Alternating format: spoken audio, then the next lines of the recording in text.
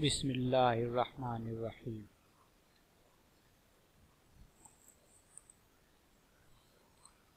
आपको जिस चीज़ का इल्म नहीं है या जिसको समझने में आपको दिक्कत हो रही है, अगर आप उसको सीख लेंगे तो नतीजा आपके इल्म में इजाफा की शक्ल में निकलेगा।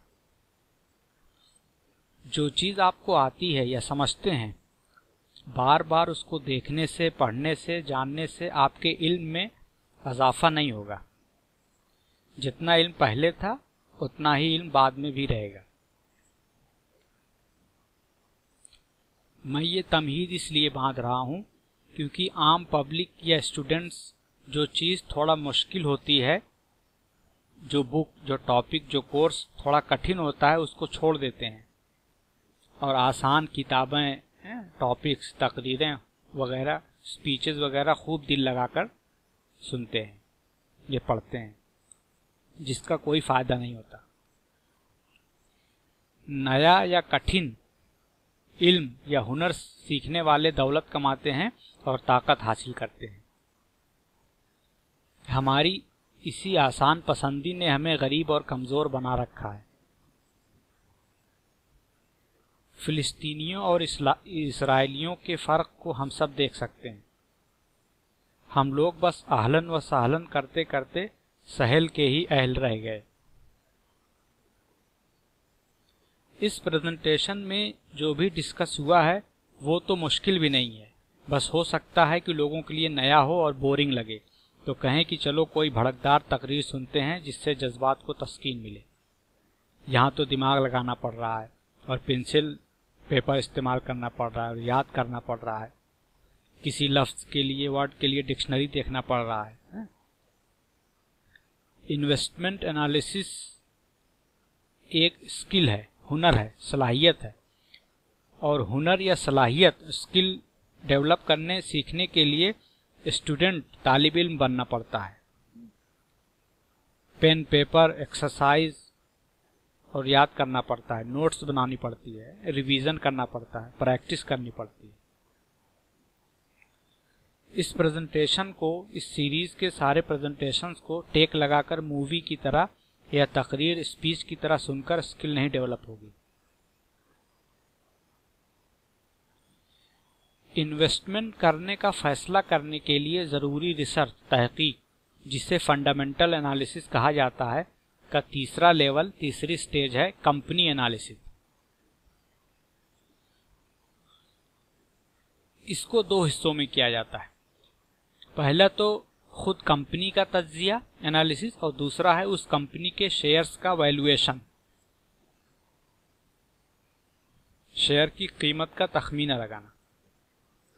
फंडामेंटल एनालिसिस के पहले लेवल, इकोनॉमी एनालिसिस में इन्वेस्टर्स एक ब्रॉड आउटलाइन करता है कि इकोनॉमी में, बिजनेस में तरक्की और मुनाफा होने के क्या आसार और हालात हैं, क्या ग्रोथ प्रॉस्पेक्ट हैं। एक बार इकोनॉमी का अच्छे से तज्जिया हो जाए, एनालिसिस हो जाए और इकोनॉमी को इन्वेस्ट करने और मुनाफा कमाने के काबिल पाने के बाद इन्वेस्टर ये देखता है कि उस इकोनॉमी में उस खास वक्त में कौन कौन सी इंडस्ट्री ज़्यादा बेहतर ग्रोथ प्रॉस्पेक्ट रखती हैं। फिर प्रॉमिसिंग और डिज़ायरेबल इंडस्ट्रीज़ को पा लेने के बाद उन इंडस्ट्रीज़ में ऑपरेट करने वाली कंपनियों की रिसर्च करनी पड़ती है ताकि अच्छी और मुनाफा बख्श कंपनियों को पहचाना जाए, किस कंपनी का मुस्तकबिल में सेल्स, रेवेन्यू और प्रॉफिट बढ़ने का प्रॉस्पेक्ट ज़्यादा है। फिर अच्छी कंपनियां मिलने के बाद एनालिसिस का दूसरा स्टेप है उस कंपनी के शेयर या स्टॉक का वैल्यूएशन करना। आपने अच्छी इकोनॉमी में प्रॉमिसिंग इंडस्ट्री और उस इंडस्ट्री में अच्छी कंपनी को खोज लिया तो इसका ये मतलब नहीं है कि वो कंपनी अच्छा इन्वेस्टमेंट भी है। ये पॉइंट खूब अच्छे से ध्यान में नशीन कर लीजिए। कंपनी कितनी भी अच्छी हो, मगर अगर आपने उसे हाई प्राइस पर महंगा खरीद लिया तो ये अच्छा इन्वेस्टमेंट नहीं होगा। अच्छा और प्रॉफिटेबल, मुनाफा बख्श इन्वेस्टमेंट तब होगा जब आप अच्छी कंपनी को जो अंडर वैल्यूड हो, लो प्राइस में, सस्ते में खरीद लें। اس لیے کمپنی کے شیئرز کا ویلیویشن کرنا بہت ضروری ہے. آئی کین ناٹ اسٹریس انف کہ یہ پوائنٹ کتنا اہم ہے.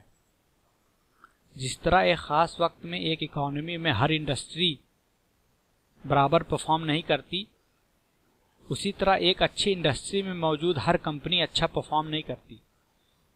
کچھ کمپنیاں اپنی انڈسٹری میں لیڈر ہوتی ہیں اور کچھ کمپنیاں بس یوں ہی ہوتی ہیں.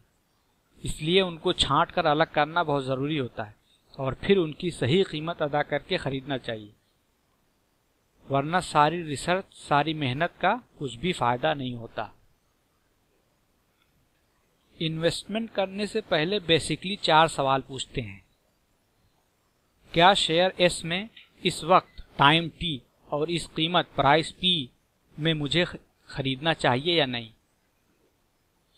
شیئر ایس اور پرائس پی کے متعلق سوال کا جواب ہمیں کمپنی انالیسس اور شیئر ویلیویشن کی ایکسرسائز کرنے سے ملتا ہے. ٹائم ٹی، ٹائمنگ کے بارے میں ابھی زیادہ فکر نہ کریں. باقی بچا انڈیویجول آئی یعنی شخصی پرسنل فیکٹر کہ مجھے وہ شیئر خریدنا چاہیے یا نہیں. اس کا جواب آپ کی فائنینشیل پوزیشن، عمر، ایج اور حالات وغیرہ کا تجزیہ کرنے سے مل جائے گا.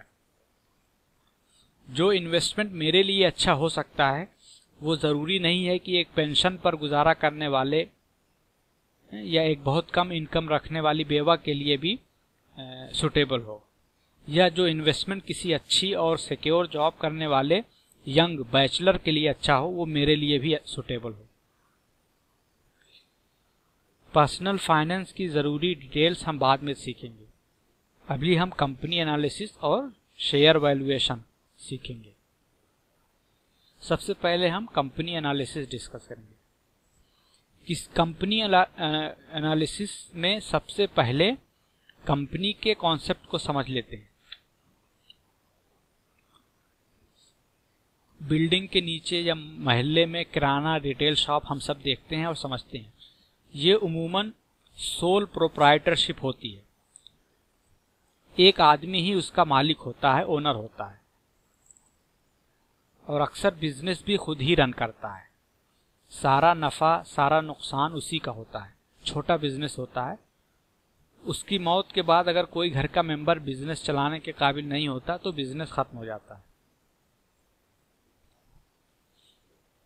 اکثر چھوٹے بزنس گرو کرتے ہیں، بڑھتے ہیں، ترقی کرتے ہیں. چھوٹے بزنس کا سنگل اونر، اکیلا مالک بزنس کو بڑھانے یا پھیلانے کے لیے دوسرے کچھ پارٹنروں کو اپنے ساتھ ملا لیتا ہے، اور اکثر یہ بزنس کو رن کرنے چلانے کے لیے مینیجر اور دوسرے امپلائی، ملازم ہائر کرتے ہیں. یہ پارٹنرشپ، لمیٹڈ پارٹنرشپ بزنس ہو گیا. مثلا ڈی مارٹ کا نام آپ نے سنا ہوگا. یہ بھی کرانہ ہی ہے، بس بہت بڑا ہے. اچھا، اگر آپ اس پارٹنرشپ بزنس کو اور بڑھانا اور پھیلانا ہے تو اس کے لیے پیسہ چاہیے. اب پیسہ آئے گا کہاں سے؟ جو سول پروپرائٹر ہے وہ اپنا بزنس بڑھانے کے لیے خود اپنا پیسہ لگائے، اور اگر پیسہ نہیں ہے تو قرض لے کر بزنس میں پیسہ لگائے. اور ٹھیک یہی سچویشن پارٹنرشپ بزنس کی بھی ہوگی. یا تو پارٹنرز بزنس میں اور پیسہ لگائیں یا قرض لیں. اگر تھوڑا بہت پیسے کی ضرورت ہے تو بینک وغیرہ کے قرض سے کام چل سکتا ہے، مگر اگر زیادہ بڑے پیمانے پر بزنس پھیلانا ہے تو زیادہ قرض بھی نہیں مل سکتا، اور اگر زیادہ قرض مل بھی گیا تو زیادہ قرض لینا خطرہ بھی بن سکتا ہے. کسی وجہ سے بزنس سلو ہو گیا تو صرف قرض کی ہی پیمنٹ کرنا مشکل ہو جائے گا اور بینکرپسی ہو جائے گی. سول پروپرائٹرشپ اور پارٹنرشپ بزنس کی یہی ویکنس ہے. بزنس پھیلانے یا پرانے کسی پارٹنر کو اپنا حصہ بیچنے کے لیے منی ریز کرنا مشکل ہوتا ہے. اس کا علاج ہے کارپوریشن بن جانا.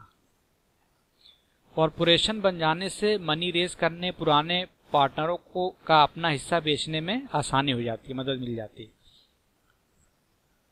اس کے لیے چھوٹا بزنس ایک چارٹر تیار کرتا ہے. یہ کارپوریشن کا کانسٹیٹیوشن، ضابطہ ہوتا ہے، اور جس اسٹیٹ میں کمپنی کو رجسٹر کرنا ہوتا ہے وہاں کے رجسٹرار کے پاس अपना आर्टिकल ऑफ इनकॉर्पोरेशन दाखिल करते हैं, सबमिट करते हैं। फिर बिजनेस का वैल्यूएशन, कीमत निकालते हैं और उसको फिर हजारों लाखों छोटे छोटे शेयर्स, हिस्सों में तकसीम कर देते हैं ताकि ज्यादा लोग शेयर में इन्वेस्ट कर सके। मसलन अगर बिजनेस 100 करोड़ का था और उसको मान लीजिए 4 हिस्सों में तकसीम करें तो एक हिस्सा 25 करोड़ का होगा, जिसको बेचने के लिए करोड़पतियों और अरबपतियों को ढूंढना पड़ेगा। मगर अगर उसी बिजनेस को 1 करोड़ हिस्सों में तकसीम कर दें तो हर शेयर की कीमत 100 रुपए होगी। अब उनको बेचने में ज्यादा मुश्किल नहीं होगी। कोई भारी जेब वाला चाहता है तो वो 5-10 करोड़ शेयर खरीद ले, और कोई छोटा रिटेल इन्वेस्टर चाहता है तो 50-100 शेयर खरीद ले। चूंकि अब बाहर के हिस्सेदारों को बिजनेस में शामिल किया जा रहा है तो बिजनेस को रन करने चलाने का हक उन हिस्सेदारों को भी होगा। मगर ये पॉसिबल नहीं है कि हर इन्वेस्टर बिजनेस का मैनेजमेंट देखे। उसके लिए बोर्ड ऑफ डायरेक्टर्स अपॉइंट किए जाते हैं। ये इन्वेस्टर शेयर होल्डर के नायब खलीफा होते हैं। ये बिजनेस को शेयर होल्डर की तरफ से सुपरवाइज करते हैं। और फिर ये बोर्ड ऑफ डायरेक्टर्स एक सीईओ हायर करते हैं जो फिर बिजनेस के दूसरे एम्प्लॉयज के साथ मिलकर बिजनेस संभालता है, चलाता है और बोर्ड ऑफ डायरेक्टर को सारी रिपोर्ट देता है। सारी कागजी और कानूनी कार्रवाई पूरी होने के बाद जब कंपनी अपना शेयर दूसरे इन्वेस्टर को बेचने के लिए पहली बार मार्केट में आती है तो उसको आईपीओ कहा जाता है, इनिशियल पब्लिक ऑफरिंग। अच्छा, आईपीओ में इन्वेस्ट करने का एक कैच है। मान लीजिए आपको एक बिजनेस ठीक लगा और आप उसमें इन्वेस्ट करना चाहते हैं, मगर अगर 2-4 साल के बाद आपको पैसे की जरूरत पड़ जाए तो आप क्या करेंगे? कंपनी आपको आपका पैसा तो वापस देगी नहीं। इसका हल कंपनी ये देती है कि वो उन शेयर्स को स्टॉक मार्केट में लिस्ट कर देगी जहां हजारों लाखों लोग रोजाना शेयर खरीदने बेचने के लिए इकट्ठा होते हैं और रोजाना अरबों रुपए का शेयर खरीदा बेचा जाता है। इसलिए आपको जब भी अपना इन्वेस्टमेंट वापस चाहिए आप स्टॉक मार्केट में उस वक्त की कीमत पर बेच सकते हैं और फिर मन किया तो फिर खरीद सकते हैं। इसको सेकेंडरी मार्केट कहा जाता है। आईपीओ प्राइमरी मार्केट होती है जहां आप शेयर बराह रास्त डायरेक्टली कंपनी से खरीदते हैं, और स्टॉक मार्केट यानी सेकेंडरी मार्केट में आप कंपनी का शेयर दूसरे इन्वेस्टर, शेयर होल्डर जो अपना हिस्सा बेचना चाहते हैं उनसे लेते हैं। आप शेयर चाहे प्राइमरी मार्केट आईपीओ में खरीदने का फैसला करें या सेकेंडरी मार्केट यानी शेयर स्टॉक मार्केट में खरीदने का फैसला करें, आपको ये जानना जरूरी है कि क्या उस कंपनी में पैसा लगाना ठीक होगा और जिस कीमत में वो शेयर मिल रहा है क्या वो सही कीमत है कि नहीं। अगर आपने गलत कंपनी में पैसा लगा दिया या सही कंपनी में गलत कीमत पर पैसा लगा दिया तो दोनों बात एक ही हुई। पिछले प्रेजेंटेशन में इंडस्ट्री एनालिसिस में हमने जो भी कॉन्सेप्ट डिस्कस किए वो सब कंपनी एनालिसिस में भी अप्लाई होंगे। वहां सारे कॉन्सेप्ट मजमूई तौर पर पूरी इंडस्ट्री पर अप्लाई किया था। अब यहाँ यही काम इंडिविजुअल कंपनी पर, मखसूस कंपनियों पर अप्लाई करेंगे। इसके अलावा अब कुछ नुक्ते, कुछ पॉइंट उस खास कंपनी की खासियत होंगे जो सिर्फ उस कंपनी से ताल्लुक रखते हैं, उनका तज्जिया भी करना जरूरी हो जाएगा। हम यहाँ वही डिस्कस करेंगे। इंडस्ट्री एनालिसिस वाले नुक्ते मसलन कंपनी टाइप में डिफेंसिव है या सिक्लिकल है, कंपनी अपनी लाइफ साइकिल के किस स्टेज में है, कंपनी का कॉम्पिटिटिव माहौल कैसा है, कंपनी का टेक्नोलॉजी का ट्रेंड कैसा है, कॉस्ट स्ट्रक्चर कैसा है, लेबर कंडीशन और गवर्नमेंट का एटीट्यूड, पॉलिसी कैसी है, रॉ मटेरियल की सप्लाई कैसी है, कंपनी के प्रोडक्ट की डिमांड कैसी है, कंपनी का मार्केट शेयर क्या है, वगैरह वगैरह हम पहले ही डिस्कस कर चुके हैं। इनको जहन में ताज़ा कर लीजिए। इसे कंपनी एनालिसिस का पहला पिलर समझिए। बिना ये जाने कि कंपनी का बिजनेस क्या है, कंपनी का रेवेन्यू कहाँ से आता है, कंपनी पैसा कमाती कैसे है, कंपनी का मुस्तकबिल कैसा है, प्रॉफिटेबिलिटी और फ्यूचर ग्रोथ प्रॉस्पेक्ट कैसा है, बिना कंपनी का बिजनेस समझे कभी भी पैसा इन्वेस्ट ना करें। हमने कंपनी कॉरपोरेशन के कॉन्सेप्ट को डिस्कस करते हुए देखा था कि कंपनी के हिस्सेदार, शेयर होल्डर, اپنی کمپنی کی دیکھ بھال کے لیے بورڈ آف ڈائریکٹر اپوائنٹ کرتے ہیں جو شیئر ہولڈر کے نائب خلیفہ یا ریپرزنٹیٹو ہوتے ہیں۔ بورڈ آف ڈائریکٹر کمپنی چلانے کے لیے سی ای او، مینیجر اور دوسرے ضروری امپلائی ہائر کرتے ہیں جو کمپنی کا بزنس چلاتے ہیں۔ اس خاکے سے اسٹرکچر سے سب سے پہلے تو آپ کے ذہن میں یہ سوال اٹھا ہوگا یا نہیں اٹھا تھا تو اٹھنا چاہیے تھا کہ کیا کمپنی کا سی ای او اور management vigilant, ethical, qualified, competent, rational ہے کہ نہیں؟ کیا ان کے اندر کمپنی کو چلانے اور ترقی دینے کی خواہش، صلاحیت اور قابلیت ہے کہ نہیں؟ کیا وہ سمجھدار، ہوشیار، پر اخلاق، ایماندار اور محنتی ہیں کہ نہیں؟ بے وقوف، بے ایمان، نکمے اور کامچور امپلائی اور مینجمنٹ بزنس کو ڈبانے والے ہیں۔ اس کو کمپنی انالیسس کا دوسرا پلر سمجھیے۔ اگر مینجمنٹ کمپیٹنٹ اور ویجیلنٹ ہے، چوکنا ہے، تو وہ بزنس کو اچھے سے رن کرے گا اور بزنس کو دن دونی رات چوگنی ترقی دے گا اور کمپنی کا منافع بڑھے گا جو کہ حصہ داروں، شیئر ہولڈرز کو ملے گا۔ بزنس چاہے جتنا بھی اچھا ہو، مگر اگر مینجمنٹ نکما اور بیکار ہے تو وہ پورے بزنس کو ڈبو دے گا۔ اس لیے سب سے پہلے مینجمنٹ کی انالیسس کی جانی چاہیے۔ کبھی کبھی تو مینجمنٹ بزنس رن کرتے کرتے یہ بھول جاتے ہیں کہ کمپنی کے اصل مالک انویسٹر، شیئر ہولڈر ہوتے ہیں اور وہ امپلائی، کمپنی کے ملازم ہیں۔ یہ خود ہی اپنے کو ہی کمپنی کا مالک سمجھ بیٹھتے ہیں اور غلط فیصلے لینا شروع کر دیتے ہیں۔ ریئل لائف میں اس کی مثال کرامپٹن اینڈ گریوز میں دیکھنے کو ملی۔ یہ کمپنی شاید آپ جانتے ہوں گے، یہ کرامپٹن گریو، فائن، موٹر پمپ وغیرہ آپ نے دیکھا ہے، یوز بھی کیا ہوگا۔ کچھ سال پہلے کمپنی کے مینجمنٹ نے ایک ہیلی کاپٹر خرید لیا۔ اب بزنس کو چلانے کے لیے ہیلی کاپٹر کا کیا کام ہے؟ ہیلی کاپٹر سے نہ پنکھا بنے گا، نہ پمپ، اور نہ ہی ہیلی کاپٹر سے بکنے کے لیے سامان جائے گا۔ کمپنی کے بزنس سے اس کا کوئی تعلق ہی نہیں ہے۔ کمپنی منافع کما رہی تھی تو مینجمنٹ کو لگا کہ وہ منافع ان کا اپنا ہے، چلو ہیلی کاپٹر خرید دیتے ہیں۔ اس غلط فیصلے کو کمپنی کے بڑے انویسٹرز نے برا منایا اور اپنا حصہ بیچنا شروع کر دیا۔ شیئرز کی قیمتیں دھڑام سے نیچے آ گئیں۔ چونکہ ٹاپ مینجمنٹ کی جاب اور سیلری کمپنی کی پرفارمنس سے لنک ہوتی ہے، اگر کمپنی زیادہ وقت تک اچھا نہیں پرفارم کر رہی ہے تو سی ای او اور دوسرے ٹاپ مینجمنٹ کو نوکری سے نکال دیا جاتا ہے۔ جب شیئر پرائسز گرنا شروع ہو گئیں تب جا کر مینجمنٹ کی عقل ٹھکانے آئی اور انہوں نے ہیلی کاپٹر کو واپس بھیج دیا، مگر damage was already done. Company کے شیئر سالوں تک انڈر پرفارم کرتے رہے۔ ایک بار انویسٹر کا مینجمنٹ پر سے اعتماد اٹھ جائے تو جلدی بحال نہیں ہوتا اور لوگ اس کمپنی میں پیسہ لگانے، انویسٹ کرنے سے ہچکچاتے ہیں، جس کی وجہ سے پھر شیئر کی قیمتیں بڑھتی ہی نہیں۔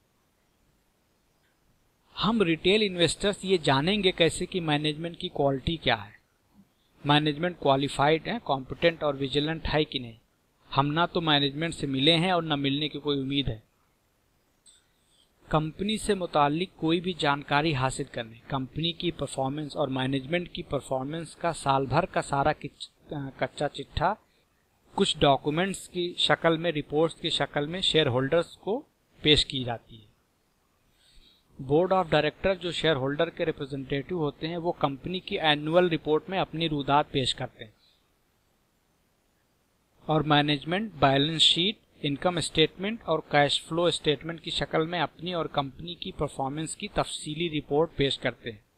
اردو ہندی جاننے والے انویسٹرز ضروری ٹرمز اور کانسیپٹ کو آسانی سے سمجھ سکتے ہیں، بس کم از کم انگریزی میں لکھا لفظ پڑھ سکتے ہوں، ٹرم پڑھ سکتے ہیں اور ان کا مطلب سمجھانے کے بعد بات کو، کانسیپٹ کو اپنی زبان میں سمجھ سکتے ہیں۔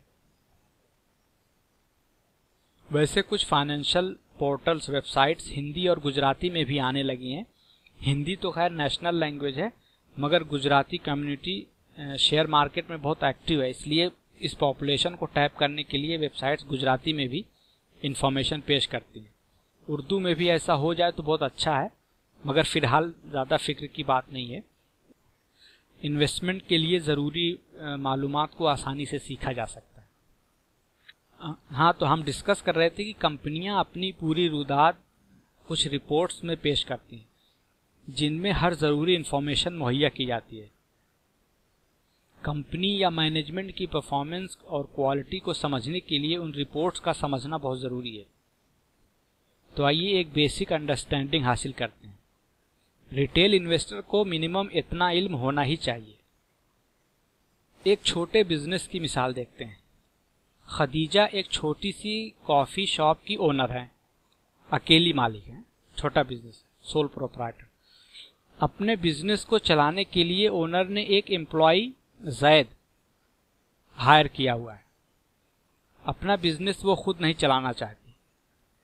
ये मॉडल मैं इसलिए इस्तेमाल कर रहा हूँ क्योंकि बड़े बिजनेस कंपनियों जिनका शेयर हम खरीदेंगे उनका यही मॉडल होता है। ओनर पैसा लगाता है और एम्प्लॉय बिजनेस संभालते हैं। मान लीजिए कि कॉफ़ी शॉप में डेली 1000 रुपये का बिजनेस हो जाता है, रोज़ाना 1000 रुपये की कॉफ़ी बिक जाती है। ये हो गई डेली की टोटल सेल या टोटल रेवेन्यू। अब इस सेल्स या रेवेन्यू को हासिल करने के लिए कुछ कॉस्ट खर्च भी हुआ है। एम्प्लॉय जैद की माहाना सैलरी 6000 है, तो एक दिन की उसकी कॉस्ट हो गई 200 रुपये, 200 रुपये। रोज़ाना जो कॉफ़ी बिकती है उस कॉफ़ी को बनाने में जो मटेरियल, रॉ मटेरियल, दूध, शक्कर, कॉफ़ी बीन वगैरह लगी, उसकी टोटल कॉस्ट हो गई 400 रुपये। दुकान का महीने का किराया है 3000 रुपये, तो एक दिन का हो गया 100 रुपये। यानी रोज़ाना 1000 रुपये की कॉफ़ी बेचने के लिए 700 रुपये खर्च हो जाता है। बस इसको टेक्निकल टर्म में कहा जाता है कि टोटल रेवेन्यू है 1000 रुपया और टोटल कॉस्ट ऑफ रेवेन्यू है 700 रुपये। अब टोटल रेवेन्यू में से टोटल कॉस्ट ऑफ रेवेन्यू घटा देंगे तो जो बाकी बचेगा वो प्रॉफिट या इनकम होगी। हमारी मिसाल में डेली इनकम हुई 300 रुपये, इसको ग्रॉस प्रॉफिट कहा जाता है। क्योंकि इनकम पर टैक्स भी लगता है और बड़े बिजनेस अपने बिजनेस को चलाने के लिए अक्सर कर्ज वगैरह भी लेते हैं, तो उसका इंटरेस्ट भी अदा करना पड़ता है। हमारी मिसाल में मान लीजिए कि खदीजा ने सारा पैसा खुद का ही लगाया हुआ है, कोई दिया। अब इसको सिर्फ टैक्स देना है जो कि मान लीजिए 100 रुपये है। ग्रॉस प्रॉफिट में से 100 रुपया टैक्स का निकाल देंगे तो बचता है 200 रुपया, 200। यही नेट प्रॉफिट या नेट इनकम या अर्निंग हुई। इसी नेट इनकम या अर्निंग के नंबर में हम रिटेल इन्वेस्टर को दिलचस्पी लेना है। अब नेट इनकम या तो ओनर खदीजा को दे दी जाए, जिसको टेक्निकल टर्म में डिविडेंड अदा करना कहा जाता है, या खदीजा मुस्तकबिल में बिजनेस को बढ़ाने के लिए वो पैसा बिजनेस में ही लगा रहने दे। इसको टेक्निकल टर्म में रिटेन्ड अर्निंग कहा जाता है। रोक ली गई अर्निंग, रख ली गई अर्निंग। दोनों केसेस में नेट इनकम खदीजा ही की हुई। डिविडेंड के केस में ओनर ने मुनाफा निकाल लिया और अपने ज़ाती अखराजात में इस्तेमाल कर लिया, और रिटेन्ड अर्निंग के केस में बिजनेस को बढ़ाने के लिए पैसा बिजनेस में ही पड़ा रहने दिया कि कल एक कॉफ़ी मशीन के बजाय 2 मशीन हो जाए या 2 दुकान हो जाए और इनकम बढ़ेगी, या दूसरी जगह नई कॉफ़ी शॉप डाल ली। नेट इनकम और उसके दूसरे नाम नेट प्रॉफिट या अर्निंग को अच्छी तरह ध्यान नशीन कर लें। जब हम रियल कंपनियों की बात करेंगे तो ये काम आएगा। शेयर में इन्वेस्टर ही ओनर होता है, मालिक होता है। तो जब आप शेयर होल्ड करेंगे, शेयर होल्डर बनेंगे, तो आपकी कंपनी जो नेट इनकम कमाएगी वही आपकी इनकम होगी। हमारी मिसाल में खदीजा सोल ओनर है, इसलिए नेट इनकम उसी की हो गई। यही जो हमने अभी डिस्कस किया, यही उस बिजनेस का इनकम स्टेटमेंट या प्रॉफिट एंड लॉस अकाउंट था। जैद रोज़ाना शाम को खदीजा को रिपोर्ट करता है कि आज टोटल सेल इतनी हुई और इस सेल के लिए टोटल इतना खर्च लगा, बाकी ये नेट इनकम है। बड़ी कंपनियां यही रिपोर्टिंग क्वार्टरली बेसिस पर करती हैं और फिर सालाना ऑडिट रिपोर्टिंग होती है। इनकम स्टेटमेंट का बेसिक कॉन्सेप्ट यही है। असल कंपनियों में बस हर हेडिंग के अंदर थोड़ा ज़्यादा आइटम हो जाते हैं। मसलन हमारी मिसाल में कॉस्ट ऑफ रेवेन्यू में मटेरियल कॉस्ट, रेंट और सैलरी थी। बड़े बिजनेस में ज़्यादा एम्प्लॉयज़ होते हैं, क्लर्क से लेकर salesman, manager, building, light, pencil, paper वगैरह सब की एडमिनिस्ट्रेटिव कॉस्ट होती है। प्लस बड़ी कंपनियां इश्तेहारात भी देती हैं, उसका भी खर्चा होता है। बिजनेस चलाने के लिए जो मशीनें, इक्विपमेंट होते हैं, उनकी एक लिमिटेड लाइफ होती है, तो उसको एक्सपायरी के बाद रिप्लेस करने के लिए हर साल थोड़ा पैसा प्रॉफिट में से घटाकर निकाल लेते हैं। मसलन एक मशीन की कीमत 10 लाख है और उसकी लाइफ 10 साल की है, तो हर साल ग्रॉस प्रॉफिट में से 1-1 लाख घटाते रहेंगे, जिसको टेक्निकल टर्म में डेप्रिसिएशन कहा जाता है। ग्रॉस प्रॉफिट में से ये घटाने के बाद जो नंबर आता है वो उसको एक नई हेडिंग, नए नाम, ऑपरेटिंग प्रॉफिट के नाम से रिपोर्ट में दर्ज कर देंगे, या उसको ईबिट का नाम दे देंगे। फिर उसमें से इंटरेस्ट घटाएंगे और फिर उसको प्रॉफिट बिफोर टैक्स का नाम दे देंगे। फिर उसमें से टैक्स घटाकर उसका नाम प्रॉफिट आफ्टर टैक्स रख देंगे, या नेट इनकम रख देंगे। खुलासा ये है कि किसी कंपनी की कितनी सेल हुई और उस सेल्स को हासिल करने के लिए कितना खर्च आया, और फिर उन दोनों का डिफरेंस, फर्क ही नेट इनकम होता है। बस इनकम स्टेटमेंट में ये अलग अलग हेडिंग में खूब डिटेल में पेश किया जाता है। नए इन्वेस्टर्स को डिटेल से घबराने की जरूरत नहीं है, आपको सीए बनने की जरूरत नहीं है। बस टोटल रेवेन्यू, सेल्स और टोटल कॉस्ट ऑफ रेवेन्यू और अल्टीमेटली नेट इनकम के फिगर को जरूर समझें। इनकम स्टेटमेंट बस यही रिपोर्ट पेश करता है कि उस साल कंपनी की कितनी आमदनी हुई और कितना खर्च हुआ। अगर आमदनी, इनकम, खर्च, एक्सपेंस से ज़्यादा रही तो प्रॉफिट हो गई, और अगर आमदनी खर्च से कम रही तो लॉस हो गया। इसीलिए इसको प्रॉफिट एंड लॉस अकाउंट भी कहा जाता है, और यही समझना ज़रूरी है। बाकी लंबा चौड़ा इनकम स्टेटमेंट देखकर, नई नई टर्मिनोलॉजी देखकर घबराना नहीं है। सेल होने के बाद हर खर्च को अलग अलग नाम देकर टोटल सेल्स में से घटाकर जो नंबर मिलता है उसका एक नया नाम देकर, फिर उसमें से एक दूसरे नाम का खर्च घटाकर जो नंबर मिलता है उसको एक तीसरा नया नाम दे देते हैं, और फिर उसमें से एक नए नाम का खर्च घटाकर अगला नया नंबर हासिल किया जाता है, और फाइनली नेट इनकम पर बात खत्म होती है। हर खर्च की अलग अलग हेडिंग्स और डिटेल में इसलिए दिया जाता है कि जो बड़े शेयर होल्डर्स हैं, जो एक्सपर्ट हैं, वो अगर जानना चाहें कि कहाँ कहाँ और कितना कितना खर्च हुआ तो उसको जान सकते हैं, जो कि खर्च को कंट्रोल करने, मैनेज करने में मदद देता है। आप आम जिंदगी में देख सकते हैं, जब आपको पता है कि आपका कहाँ कहाँ खर्च है और कितना कितना खर्च है, तो कभी खर्च में कटौती करनी है या ये जानना है कि किसी चीज़ पर आप गैर ज़रूरी या फजूल तो नहीं खर्च कर रहे हैं, तो आपको फैसला लेना आसान हो जाएगा। अगर आपको पता ही ना हो कि आपकी मंथली इनकम कितनी है और खर्च कितना है, या ये पता हो कि इनकम, सैलरी तो इतनी है मगर खर्च ना पता हो, तो ये अच्छी आदत नहीं है।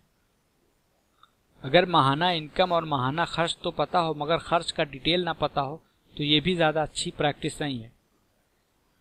अगर आपको पता हो कि इनकम कितनी है और खर्च को मुनज़्ज़म तरीके से मेंटेन करते हैं, मसलन फूड आइटम पर कितना खर्च हुआ, बच्चों के एजुकेशन पर कितना खर्च हुआ, ट्रैवलिंग पर कितना खर्च है, एंटरटेनमेंट पर कितना खर्च है, वगैरह वगैरह, तो खर्च को मैनेज करने और ये देखने कि आप सही फैसला ले रहे हैं कि नहीं में मदद मिलती है।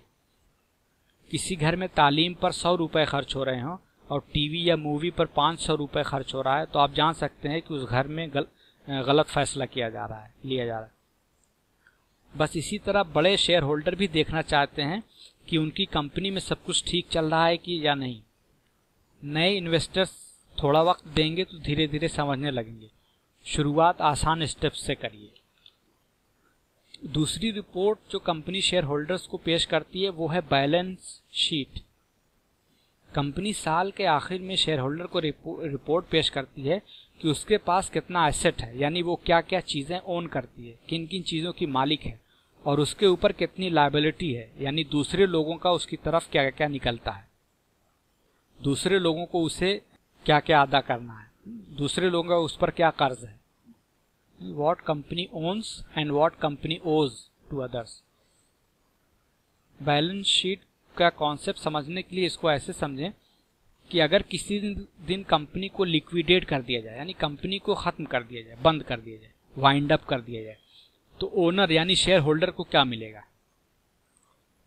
کمپنی کا سارا ایسٹ، سارا سامان، ساری مشینیں، فیکٹری، سب کچھ پیس بائی پیس بیچ دیا جائے، اور پھر جن لوگوں کا قرض ہے ان کو ادا کر دیا جائے، تو اس کے بعد اونر مالکوں کے ہاتھ میں کیا بچے گا؟ کانسیپٹ بہت آسان ہے، عام زندگی میں سمجھ سکتے ہیں۔ کسی آدمی کی ڈیتھ ہو جائے اور وہ مرنے کے بعد 1,00,000 روپے کی پراپرٹی چھوڑے اور اس کے اوپر 50,000 کا قرض ہو، تو اس 1,00,000 جو اس کا ایسٹ تھا میں سے 50,000 جو اس کی لائبلٹی ہے نکال کر قرض دینے والوں کو ادا کر دیا جائے گا، پھر باقی بچا ہوا 50,000 مرنے والے کے وارثوں کو ملے گا۔ شیئر ہولڈر کمپنی کے وارث ہوتے ہیں۔ کمپنی کے ختم ہونے کی صورت میں سارا ایسٹ اکٹھا کر کے اس کی قیمت نکال لی جائے گی، اور پھر کمپنی کے اوپر اگر کوئی قرض ہے تو وہ اس سے ادا کی جائے گی۔ جو باقی بچے گا وہی شیئر ہولڈرز وارثوں کو ملے گا۔ اگر ایسٹ زیادہ ہے اور لائبلٹی کم ہے تو شیئر ہولڈرز کو پیسہ مل جائے گا، اور اگر لائبلٹی زیادہ ہے اور ایسٹ کم ہے تو شیئر ہولڈرز کو کچھ بھی نہیں ملے گا۔ ٹیکنیکل ٹرم میں ایسٹ اور لائبلٹی کے ڈفرینس، فرق کو ایکویٹی یا اونرز ایکویٹی یا نیٹ ورتھ یا شیئر ہولڈرز فنڈ یا کیپٹل اینڈ ریزرو جیسے ناموں سے پکارا جاتا ہے۔ یہ بہت اہم ٹرم ہے، اس کو ذہن نشین کر لیں۔ جب بھی آپ شیئر ہولڈرز ایکویٹی یا نیٹ ورتھ کا فگر دیکھیں، اونرز ایکویٹی کا فگر دیکھیں، تو سمجھ لیں کہ جس تاریخ کا وہ نمبر ہے اس تاریخ کو، اس ڈیٹ کو اگر کمپنی وائنڈ اپ کر دی جاتی ہے تو مالکوں کو بس یہی پیسہ واپس ملے گا۔ بیلنس شیٹ کا یہی کانسیپٹ ہے۔ کمپنی کے پاس کتنا ایسٹ ہے، کمپنی کی ملکیت میں کیا ہے، اور کمپنی کے اوپر کیا کیا لائبلٹیز ہیں، کمپنی کے ذمہ دوسروں کا کیا نکلتا ہے، ان دونوں کا فرق ہی اونرز ایکویٹی، شیئر ہولڈر کی مالیت ہے۔ جیسے ہم نے انکم اسٹیٹمنٹ میں دیکھا تھا کہ اس کا بیسک کانسیپٹ تھا کسی دیے گئے پیریڈ میں کمپنی کی کتنی سیل ہوئی، یعنی کمپنی میں کتنا ریونیو آیا اور اس سیل کو حاصل کرنے کے لیے کتنا خرچ آیا، اور پھر اس آمدنی اور خرچ کا فرق ہی نیٹ پروفٹ تھا، یعنی اونرز کا منافع تھا۔ بس ان آمدنی اور اخراجات، ایکسپنسز کو الگ الگ ہیڈنگ میں تقسیم کر کے پیش کیا جاتا ہے۔ ویسے ہی بیلنس شیٹ میں بھی ایسٹس اور لائبلٹیز کو الگ الگ ہیڈنگز میں تقسیم کر کے پیش کیا جاتا ہے، جس سے پوری سچویشن سمجھنے میں آسانی ہوتی ہے۔ بس لمبی چوڑی بیلنس شیٹ دے کر گھبرانے کی ضرورت نہیں ہے۔ وہاں صرف کمپنی کیا اون کرتی ہے کو الگ الگ ہیڈنگز میں، اور کیا او کرتی ہے کو الگ الگ ہیڈنگز میں پیش کیا جاتا ہے، جس سے بڑے شیئر ہولڈرز اور ایکسپرٹس کو ڈیٹیل میں دیکھنے اور سمجھنے میں آسانی ہوتی ہے۔ تو آئیے خدیجہ کے کافی شاپ کی بیلنس شیٹ دیکھتے ہیں۔ بزنس کو چلاتے چلاتے کچھ وقت گزر چکا ہے اور بزنس نے ترقی بھی کی ہے۔ خدیجہ نے خود کی بڑی سی کافی شاپ کھول لی ہے۔ آج کی ڈیٹ میں بزنس کے اکاؤنٹ میں 10,000 روپے ہیں، اور یہ بزنس کے اکاؤنٹ میں، خدیجہ کے پرسنل اکاؤنٹ نہیں ہے، بزنس کا جو کرنٹ اکاؤنٹ، اور ایک کافی مشین ہے جس کی قیمت 30,000 روپے ہے، اور خود کی دکان ہے جس کی قیمت 5,00,000 روپے ہے، اور شاپ میں 10,000 روپے کی انوینٹری سامان ہے، شوگر، کافی بین، دودھ وغیرہ پڑا ہوا ہے۔ بزنس کے پاس پورے 5,50,000 کی مالیت ہے۔ بزنس کا 5,50,000 کا ایسٹ ہے، یہ بزنس اون کرتا ہے،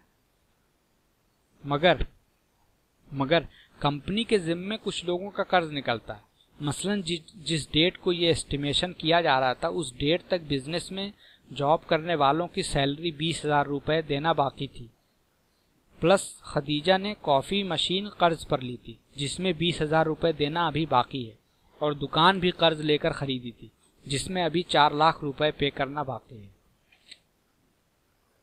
اس رپورٹ سے یہ نتیجہ نکلا کہ اصلاً خدیجہ اونر صرف 70,000 روپے کی مالک ہے۔ اگر آج کے آج بزنس ختم کیا جائے تو خدیجہ کے ہاتھ صرف 70,000 آئے گا، باقی سارا ایسٹ قرض داروں کو مل جائے گا۔ یہی 70,000 اونرز ایکویٹی ہے۔ یہی بیلنس شیٹ کا بیسک کانسیپٹ ہے۔ اب اصل زندگی میں بڑی کمپنیوں میں جب بیلنس شیٹ پیش ہوتی ہے تو وہ اسی ایسٹ اور لائبلٹیز اور اونرز ایکوٹی کو الگ الگ ہیڈ لائنز اور اکاؤنٹنگ اسٹینڈرڈز کو فالو کرتے ہوئے بیلنس شیٹ کو بیلنس کر کے پیش کرتے ہیں۔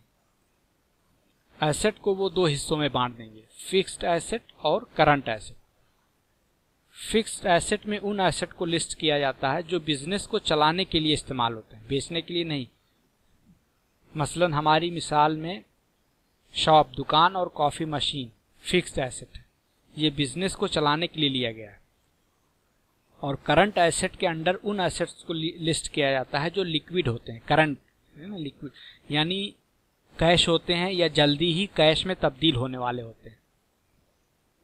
مثلا ہماری مثال میں بزنس کے کرنٹ اکاؤنٹ میں جو کیش ہے اور جو را مٹیریل کی سپلائی پڑی ہوئی ہے وہ کرنٹ ایسٹ ہو جائے گا، کیونکہ یہ جلد ہی کافی بنا کر بیچ دیا جائے گا اور کیش میں تبدیل ہو جائے گا۔ اسی طرح لائبلٹیز کو دو الگ ہیڈنگز، کرنٹ لائبلٹی اور لانگ ٹرم لائبلٹی کے تحت رپورٹ کیا جاتا ہے۔ جن قرضوں کو جلد ہی ادا کرنا ہے، اسی سال اسی ایک اکاؤنٹنگ پیریڈ میں ادا کرنا ہے، اس کو کرنٹ لائبلٹی کہا جاتا ہے۔ مثلا ہماری مثال میں امپلائیز کی سیلری جلدی ہی ادا کرنی ہوگی تو یہ کرنٹ لائبلٹی کے انڈر آ جائے گا۔ کافی مشین کی جو انسٹالمنٹ اسی سال ادا کرنی ہے وہ بھی کرنٹ لائبلٹی کے تحت آ جائے گا۔ اور شاپ خریدنے کے لیے جو قرض لیا تھا، مورگیج لیا تھا، وہ لانگ ٹرم 10 سال 20 سال میں ادا کرنا ہے تو وہ لانگ ٹرم لائبلٹی کے تحت لسٹ ہوگا۔ بڑی کمپنیوں کی بیلنس شیٹ میں یہی ایسٹ اور لائبلٹیز خوب ڈیٹیل میں اور زیادہ آئٹم کے ساتھ پیش کی جاتی ہے۔ مثلا کمپنی نے را مٹیریل منگوایا مگر اسے ادھار منگوایا تو یہ کمپنی کے اوپر قرض ہو گیا، یعنی یہ لائبلٹی سیکشن میں لسٹ ہوگا۔ چونکہ اس ادھار کو جلد ہی ادا کرنا ہے تو یہ کرنٹ لائبلٹی کے انڈر آئے گا اور اس کا ایک اسپیشل نام ہوگا، اکاؤنٹ پیبل۔ یا اسی طرح کمپنی نے سامان بیچا مگر کسٹمر کو ادھار میں بیچا، چونکہ کمپنی نے سیل کی ہے تو یہ کمپنی کی مالیت ایسٹ میں شامل ہوگا، اور چونکہ کسٹمر کو ادھار بہت زیادہ دن کے لیے نہیں دیا ہے اور جلدی پیسہ ملنے کی امید ہوتی ہے تو یہ کرنٹ ایسٹ کی لسٹ میں جائے گا اور اس کا ایک خاص نام ہوگا، اکاؤنٹ ریسیویبل، یعنی جو کمپنی جلدی ہی ریسیو کرنے والی ہے۔ یا اسی طرح بڑی کمپنیاں اپنے ایسٹ کو ٹینجبل اور انٹینجبل ایسٹ کے نام سے تقسیم کرتی ہیں، کلاسیفائی کرتی ہیں۔ صرف کلاسیفیکیشن ہے، باقی سب ایسٹ وہی ہیں۔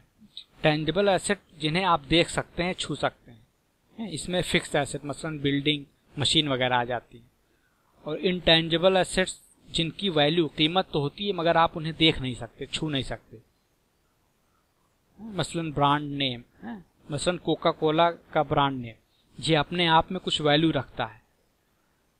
اگر کسی کمپنی کے پاس سب کچھ ایک دم کوکا کولا کے برابر ہی ہو، بزنس، آفس، پلانٹ، مشینری سب کچھ بالکل برابر ہو اور وہ کمپنی پورے بکنے والی ہو اور کوکا کولا کمپنی بھی بکنے والی ہو، تو آپ گیس کریں کہ کون سی کمپنی زیادہ پیسہ مانگے گی یا خریدار کس کمپنی کے لیے زیادہ پیسہ دینے کو تیار ہوں گے۔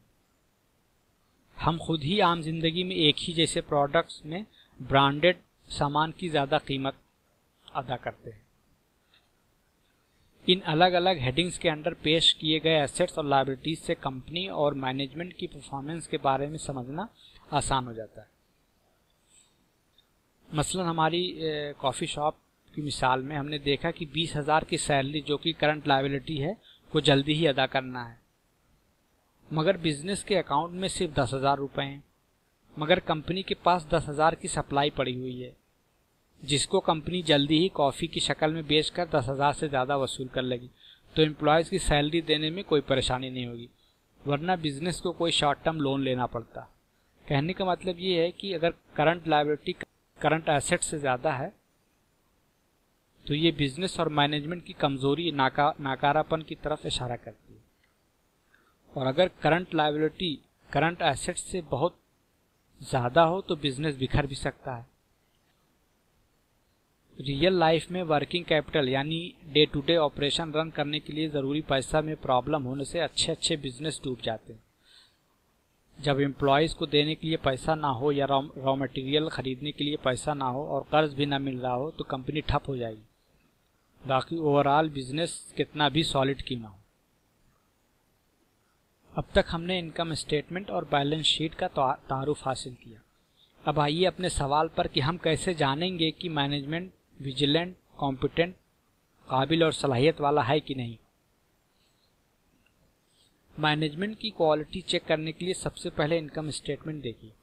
अगर रेवेन्यू, सेल्स हर साल बढ़ रही है और नेट इनकम में साल दर साल इजाफा ही होता जा रहा है, तो ये इंडिकेटर है कि मैनेजमेंट बिजनेस को अच्छी तरह चला रहा है, शेयर होल्डर के इन्वेस्टमेंट में वैल्यू एडिशन कर रहा है।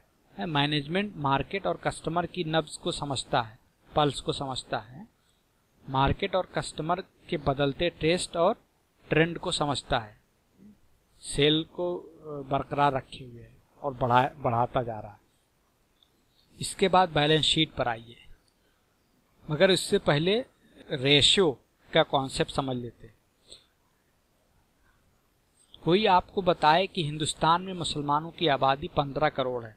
अब इस नंबर से आप क्या जानेंगे? बस यही कि हिंदुस्तान में मुसलमान 15 करोड़ है। मगर एक और नंबर बताया जाए कि हिंदुस्तान की टोटल आबादी 100 करोड़ है। अब इन दोनों नंबर्स को एक दूसरे के साथ मिलाकर देखेंगे तो आपको पता चलेगा कि हिंदुस्तान में मुसलमान माइनॉरिटीज हैं। जब दो नंबरों को मिलाकर देखा जाता है तो कुछ नए रिलेशन देखने को मिलते हैं। यही रेशियो का कॉन्सेप्ट है। एक नंबर को किसी दूसरे नंबर से मिलाकर देखते हैं।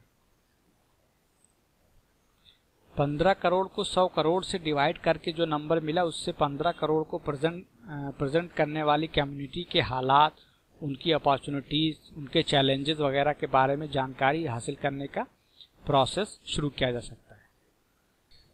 दो नंबर अगर बिल्कुल बराबर हैं तो उनका रेशियो 1 होता है, और अगर ऊपर वाला नंबर नीचे वाले नंबर से बड़ा है तो रेशियो 1 से ज़्यादा होता है, और अगर छोटा है तो रेशियो 1 से कम यानी 0 पॉइंट समथिंग होगा।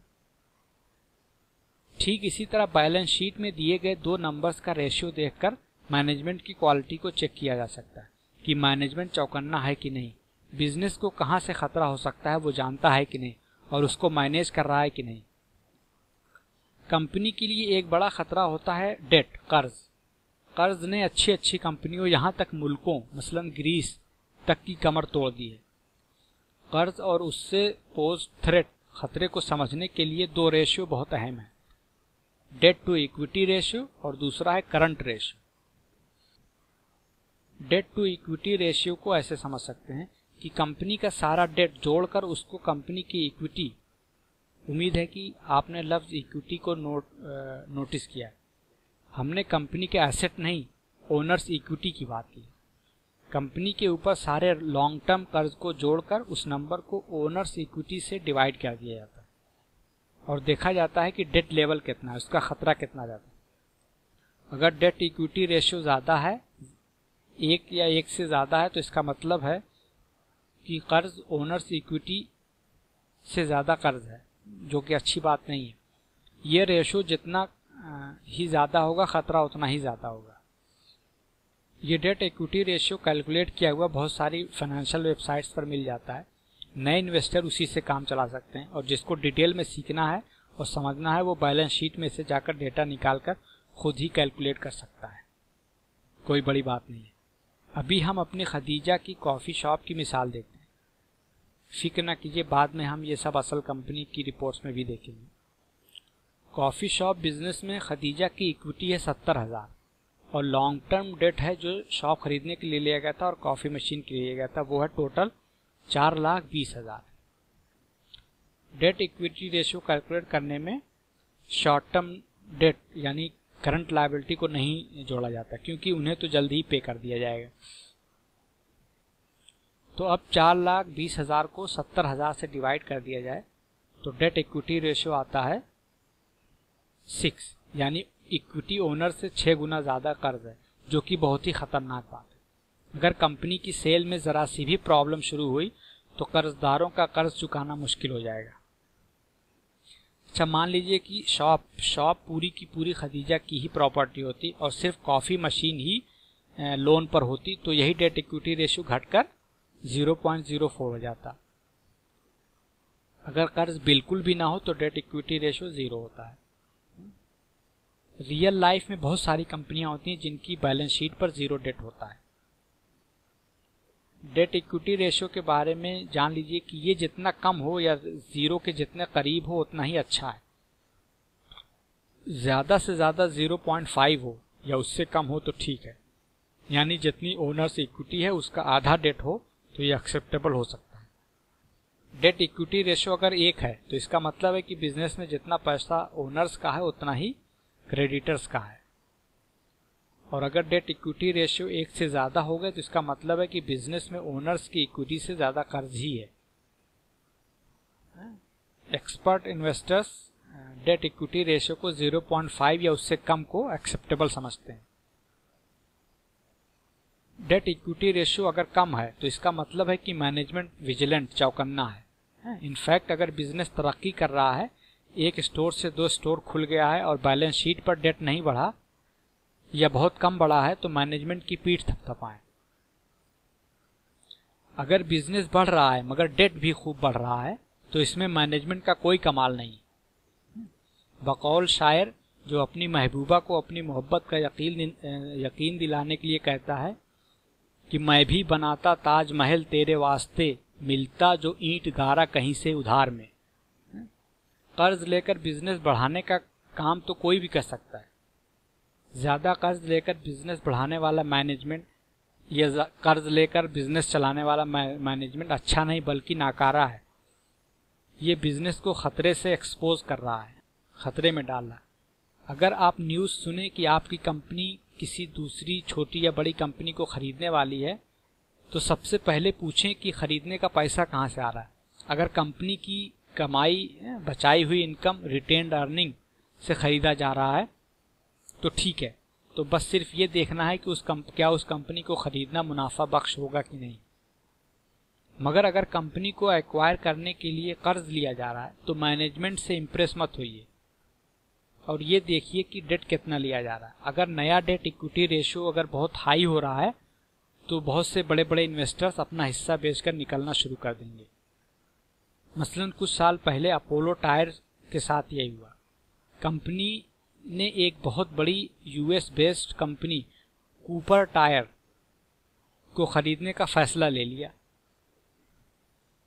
जिससे उनके प्रोडक्शन, सेल्स और मार्केट शेयर में बढ़ोतरी होने की उम्मीद थी। मगर इस बिजनेस को खरीदने के लिए अपोलो टायर कर्ज लेती और उनका डेट इक्विटी रेशियो बहुत हाई हो जाता और कंपनी का मैनेजमेंट खामखा कंपनी को तरक्की देने का क्रेडिट लेता। बहुत से बड़े इन्वेस्टर्स अपना हिस्सा बेचकर निकलना शुरू हो गए ये न्यूज़ सुनते ही। वो तो बाद में ये डील हो नहीं पाई तो थोड़े दिनों के बाद फिर अपोलो टायर का शेयर अपनी पुरानी हालत पर लौटा। अगर इकोनॉमी बूम पर हो और बिजनेस खूब बढ़ रहा हो तो उस वक्त अगर थोड़ा बहुत कर्ज लेकर भी नया बिजनेस खरीदा जाए तो इन्वेस्टर उसका इतना बुरा नहीं मनाते। मगर अगर बिजनेस की कंडीशन अच्छी ना चल रही है और उस वक्त बड़े कर्ज पर एक्विजिशन करना मैनेजमेंट शुरू कर दे तो ये कोई अच्छा डिसीजन नहीं है। दूसरी बहुत सी कंपनियां मसलन सुज़लॉन, टाटा स्टील और आर्सलर मित्तल वगैरह के मैनेजमेंट इस गलती को दोहरा चुके हैं और उनके शेयर्स में भारी गिरावट भी आई। मैनेजमेंट की परफॉर्मेंस को चेक करने का दूसरा टूल है current ratio. Debt equity ratio में तो हमने चेक किया था कि कंपनी के लॉन्ग टर्म डेट के हालात कैसे हैं, मगर कंपनी को अगले 12 महीने में जो कुछ अदा करना है उसको अदा करने का क्या इंतजाम है, क्या मैनेजमेंट मुस्तैद है, सारी तैयारियां हैं कि नहीं। ये रेशियो भी फाइनेंशियल वेबसाइट्स पर कैलकुलेट किया हुआ मिल जाता है। इसके लिए कंपनी के ऊपर मौजूद सारी करंट लायबिलिटी जो कि उसे उसी साल अदा करनी है को जोड़ा जाता है और उसको अदा करने के लिए कंपनी के पास कितना करंट एसेट, लिक्विड एसेट यानी कैश या जल्दी ही कैश में तब्दील होने वाला एसेट कितना है, फिर इन दोनों का रेशियो निकाला जाता है। मसलन हमारी कॉफ़ी शॉप की मिसाल में बिजनेस के पास 10,000 तो कैश ही पड़ा है और 10,000 की सप्लाई मटेरियल पड़ा हुआ। टोटल करंट एसेट हो गया 20,000 और करंट लायबिलिटी में हो गया एम्प्लॉय की बाकी 20,000 सैलरी मान लीजिए। यहाँ करंट एसेट और करंट लायबिलिटी बराबर हैं, यानी करंट रेशियो 1 होगा, जो कि बहुत बुरा नहीं तो बहुत अच्छा भी नहीं है। अगर किसी वजह से सेल्स नहीं हो पाई तो सैलरी देने में दुश्वारी आ जाएगी और नया कर्ज लेना पड़ेगा। बिजनेस में करंट एसेट करंट लायबिलिटी से ज़्यादा रहे, यानी करंट रेशियो 1 से ज़्यादा हो तो बेहतर है। प्रोफेशनल इन्वेस्टर्स 1.5 या उससे ज़्यादा का करंट रेशियो पसंद करते हैं, यानी अगर करंट लायबिलिटी 100 रुपये है तो करंट एसेट 150 रुपये या उससे ज़्यादा हो। मसलन हमारी मिसाल में अगर कॉफ़ी शॉप के अकाउंट में 20,000 कैश होता तो टोटल करंट एसेट 30,000 हो जाता, तो करंट रेशियो हो जाता 1.5। एक से ज़्यादा करंट रेशियो का मतलब है कि कंपनी के पास अपनी वक्ती ज़रूरतों कर्ज़ों को अदा करने के लिए पूरी सहूलत मौजूद है। अपने सारी वक्ती ज़रूरियात को कंपनी आसानी से अदा कर देगी, यानी मैनेजमेंट रिस्पॉन्सिबल है। सबसे पहले तो ये ज़हन नशीन कर ले कि कंपनी का डेट इक्विटी 1 से कम होना चाहिए और करंट रेशियो 1 से ज़्यादा होना चाहिए। प्रोफेशनल इन्वेस्टर डेट इक्विटी को 0.5 या उससे कम और करंट रेशियो को 1.5 या उससे ज़्यादा हो तो पसंद करते हैं, क्योंकि ये कंपनी की सॉल्वेंसी की बेहतर हालत की तरफ इशारा करता है, यानी कर्ज की अदायगी कितनी आसानी से कर सकेगी की हालत बताता है, और ये मैनेजमेंट के विजिलेंट और बासलाहियत होने का सबूत देता है। इनकम स्टेटमेंट और बैलेंस शीट के डेटा को लेकर एक नंबर का किसी दूसरे नंबर के साथ तकाबुल करके एनालिसिस तज्जिया किया जाता है, जिसे टेक्निकल टर्म में फाइनेंशियल एनालिसिस या क्वांटिटेटिव एनालिसिस कहा जाता है।